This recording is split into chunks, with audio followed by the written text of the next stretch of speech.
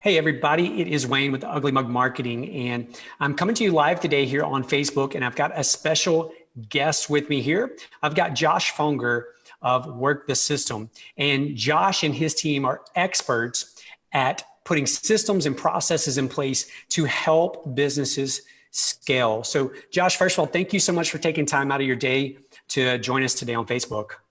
Glad to be here, Wayne. So Josh, I know one of the questions that we're getting asked a lot right now. So we've got clients that are impacted in two different ways. We've got some clients that are extremely busy right now. Their business, based on what's happening in the world, is very busy. And then the flip side of that, we've got a lot of clients whose businesses are directly impacted. So in other words, they've had to shut down, or they're operating on limited customers and clients at this time based on what's taking place in our world. So from your perspective as a systems expert, process expert, what should entrepreneurs be focused on during these trying times, during these challenging times? Yeah, well, just like you, I've got a variety of clients and a whole host of situations. And I guess what I'd say is, first off, trying times, emergencies are not normal. And so because of that, you probably don't have a system or process, which is what we help companies with, is having that clear system so they can be really efficient and use their teams and their resources to be efficient. You have to make a shift, a pivot, and be willing to do that. Be willing to. I've got some clients where they've just laid everyone off, day one, which from a cash flow perspective is a really good move. Other clients where they've done the opposite. They're trying to hire right now. Actually, we're trying to hire right now because they know there's a lot of talent out there, and so this is a great time to do that. Other people are doing what we're doing, which is putting more goodwill out there, bringing some hope and advice and strategy, not sales, but growing our business through helping others through marketing right now. So there's a lot of things. And I would say you should throw out your normal playbook of what you do temporarily, because your normal playbook is not based on this coronavirus outbreak. And if you try to fit that in, you're going to be very frustrated, very, very frustrated. I mean, just as a quick example, I've got a dental office I'm working with right now, talking to them this morning, they're not open. So their system of helping clients is not going to be very effective right now, right? And so they've got a few options. One, they could increase cash flow if they needed it by going to all their customers and saying, hey, do you want to buy a year membership for dental services, right? That would be an option where they could get paid in advance for a year of dental cleanings. That would be a way to increase cash flow. Or they could do the opposite. They could instead use their time, which is what we help a lot of clients with, is work on your training, work on your systems. How about you document those job descriptions? How about you brush up those the performance-based pay plans? Maybe you should work on clarifying your system for how you bring in leads and qualify them and categorize them, right? So you should actually work on your CRM management. So there's a lot of internal systems. So if you don't have any clients right now and you don't need the cash, then I'll be looking at your internal systems and say, how can we make them better, more efficient, more profitable, knowing that we can turn this back on in a few weeks or a month. Let's just build our systems for that situation. Don't build your systems for pandemics. That's not going to be very helpful most of the time. Right. So when you say systems or processes, I know that y'all teach, there's kind of three core elements, I believe, of systems and processes. What are those? And just briefly kind of explain what each of those components are. Yeah, well, there's actually four, and the first one is the mindset, right? So, and that's that piece. Of course, you can work on that anytime. But if you don't think in systems, see them all around you, you're not going to really ever do the other pieces, anyways. So the first thing is to see that the business is not based on you; it's based on these repeatable processes, which don't have to be done by you. They could be technology, automated people. And so that's the first thing, mindset. Then it's going to be the strategic objective. Most people have never done that, but this is really a great time while things are on pause to say, okay, what kind of business do I want to craft? Where do I want it to take it? And where do I want it to go? And how are we going to get there? That would be your strategy. And a lot of companies really need that foundational piece because that's why they're going in circles. They actually have know where they're trying to go. And so they just stay put. That's a big deal. Now, second thing would be principles, operating principles. So your team, how are they going to think like a business owner and actually operate in unison, right? So you're kind of crafting that culture on purpose And the last one is the procedures. So that's what most people think of us as, is this company that builds SOPs or working procedures. And once you have those other three fundamentals, then it's down to the details, which is how do we answer the phone? How do we lock the doors up? How do we, the recipe for baking that cake? And this, I think, is a golden opportunity to work on the systems. I mean, that's what we're working on in our business right now, is we're not trying to sell a bunch of people on services. That's just not the right time. And people are, when they're uncertain, they don't want to invest. But one thing I know you can be certain about is that, I think you can be certain about is that things are going to go back to normal pretty soon. And your systems are going to pay you back in terms of efficiency and quality and speed. And so investing in your business right now, not necessarily with money, but with time, is a great move. It's certainly better than vegging out on watching movies. Right, absolutely. And so for those who have employees that they're trying to keep busy right now, maybe their business are scaled back, and maybe their team's working remotely right now, how can they get their team members started on creating some of those, or documenting some of those systems and processes that they have in place or should have in place? Yeah, that's a great question. So what I would be doing is, if they're working from home, give them the assignment that says, okay, what do you do on a daily basis? Start, as detailed as possible from the second you walk into the door to the second you leave, Monday through Friday. Let's list out every single thing you do, because most people don't have a job description. Once you have that list, that's going to be the basis of a job description, which you can hold them accountable to. Maybe even highlight a few of those things you can start measuring to give them some kind of performance-based pay plan in the future. That'd be the first thing. Once you have that list of things they do, then you're going to isolate those things, and you're going to say, hey, this is actually a repeatable system. Hey, the way you greet people at the front door, we should actually document our greeting procedure, because if we greet people that walk in the front door better, we're going to get, they're going to stay in our store longer. They're going to buy more. They're going to want to come back more often. They're going to refer people to our store. And then if you leave in the future, the next person who comes here can follow this greeting someone at the front door procedure. And so it's a great way to start, first isolate everything everyone does. And then you can assign to each person, hey, can you tell me as the business owner, the best way to do this particular task that you've been up to? And you'll start gathering those gold nuggets from your team, and they can feel like they're contributing to making the company better, even from home. And so I think that's a really smart idea. Most people are unfortunately in fear mode, but if you can, kind of remove the fear mode temporarily and realize that this is your one opportunity to finally have some quiet time to get this work done, you can make some massive progress. Right. And do you happen to have like a number? So when y'all go in and work with a company, or you lead somebody through training and they document their systems and processes, what is the long-term effect in terms of on the business owner, on the entrepreneur, in terms of like revenue and stress and those things? Like, do you have any metrics around that? Yeah. So we've been tracking our clients over the years to see, what is the main difference. And of course you could say, well, the quality's better, speed's better, or customer service is better. And that's the whole idea of a systemized business, is that everything gets better. That's too hard to measure for us. So we just focus on three key things that owners care about. One would be that owners typically work too many hours, and we want to see a reduction of how much time they have to work in the business. And I think it's somewhere like, 11.5 hours they get back. I could be wrong. Maybe it's 10.5. Anyways, they get a good chunk of their week back every week by systemizing the business, right? By making it more efficient. That's the one thing. And owners having time back is essential for giving them that vision for the future. They need that time. So that's the first thing. The second thing is stress. And I believe the stress level goes down by about 35%. So whatever your stress level is now, if you get it organized, your stress goes down.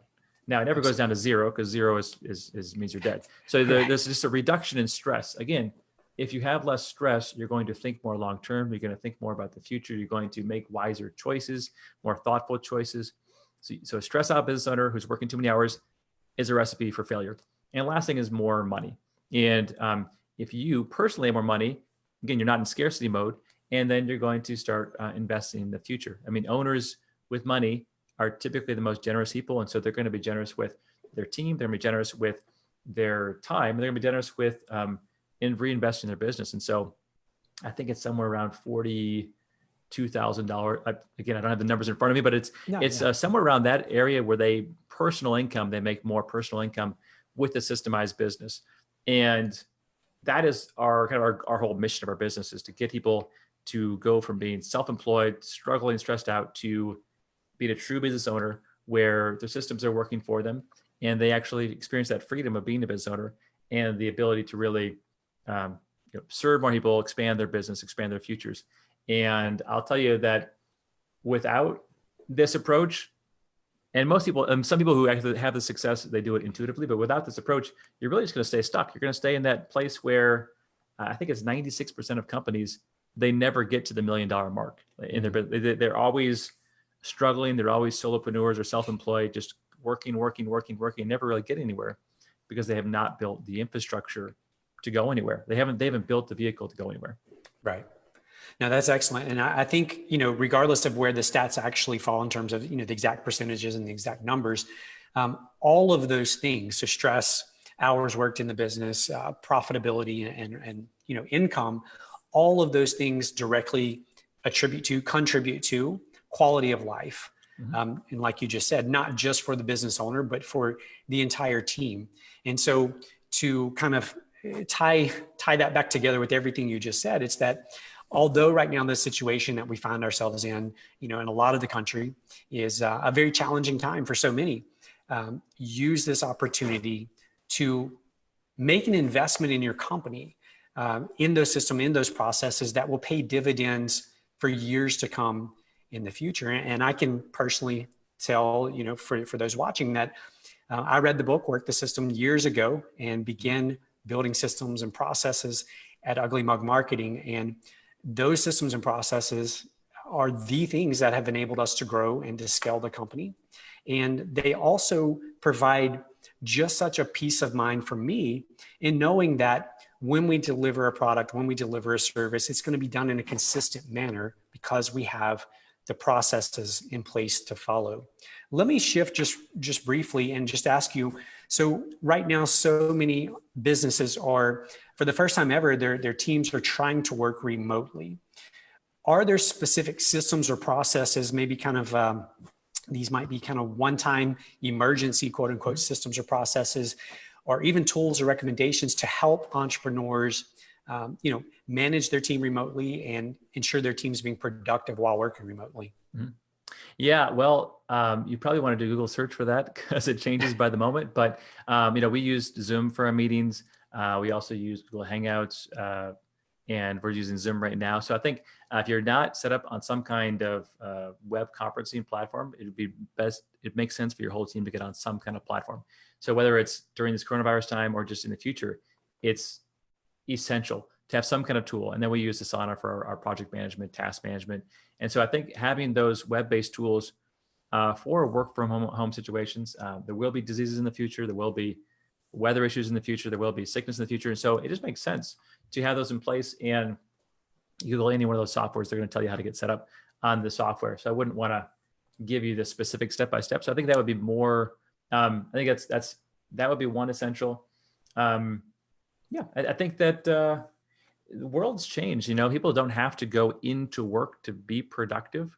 And so I think that if you've not kind of kept up with the times, now is a great time to make that shift. And it doesn't cost much money. And people actually enjoy it. The people I work with, they enjoy working off hours and weekends because they just love the work. They love what they're doing, love the contribution. And my preference as an owner is to give them that flexibility. And I'm not going to say, hey, from 8 to 5 every single day. It's more of, I want you to contribute and, pick the times that you have, we call biological prime time, when you have the most energy to contribute the most. And that seems to be work really well for us. Yeah. Well, thank you again, Josh, so much for taking the time out of your day. Before we kind of wrap up, one other question I want to ask you and put you on the spot here. So I know Work the System is the book. It's the book that I read originally that got me started in systems and processes and kind of shifting that mindset to the elevated and above mindset. In addition to Work the System, given the current situation we find ourselves in, are there any other books or a book that you would recommend people pick up on this downtime and maybe dive into? Yeah, well, I don't know if anyone's going to like this, but try the Bible. That's pretty good. That's the most famous book of all time. You could do that one. I think that that one's been good. Gosh, there's a bunch. I'm reading one right here, which I think is awesome. But of course, this is only for people who are in the business of expertise, like I am. This is a great book. This book, this is this guy. I really enjoy this guy. This book's a great book. It's reading. What other book am I reading? That one's more of a mindset book. Yeah, there are so many great books. I think that the main thing I would say, without just picking one book for you, would be decide where you're weak as a business owner. Like I've been reading a lot of mindset books right now. Decide where you're weak, and then find the most popular books in those subjects, and whether it's Audible or whatever it might be, start to read those books right now. I'm also reading right now the book by Eric Ries. I just downloaded it to read it again. The Lean Startup, right? That's what I'm reading right now. So I usually have 2 or 3 books that I'm reading at the same time. But if this is not what you're focused on and you want to learn more about KPIs, then whenever I'm thinking about KPIs, I usually read one of these, skim through these books. But if you're not in the middle of doing KPIs, then this is going to put you to sleep. So you got to pick and choose what you are actually focused on and then read those books. But this is a great time to talk about reading, definitely. Yeah, absolutely. Well, thanks again, Josh. And for those who want to find out more about what you and your team do, where can they go and who should they contact? Yeah, I'd go to workthesystem.com. You can get that book if you're watching the live stream for free right there behind me, Work the System, and the other free resources. Certainly, we've got a podcast as well. Wayne, you're on the podcast from a few months back, so you can check that out. But that's our whole mission, is to help entrepreneurs go from working in the business, self-employed, to becoming true business owners, kind of making that jump. And so if you're somewhere along that trajectory, hopefully we can help you out. Yeah. Thank you so much, Josh. And I will just testify to what he just said, that they're the real deal. How long have y'all been in business, Josh? I think about 10 years. Yeah, almost 10 years now. And I think we've seen most things at this point. We haven't seen a coronavirus before, but we've seen most situations at this point. Yeah, and y'all help entrepreneurs from getting started really all the way up through. I know y'all work with multi-million dollar companies as well. So yeah, that's one constant. If systems they exist in the world, so it's good to. You have the option of either being out of control or being in control, and our goal is to help you be in control of your systems and kind of just be more efficient. Just a good stewardship kind of thing. Yeah. Well, thanks again so much, Josh, for joining us. Hey, thanks, Wayne.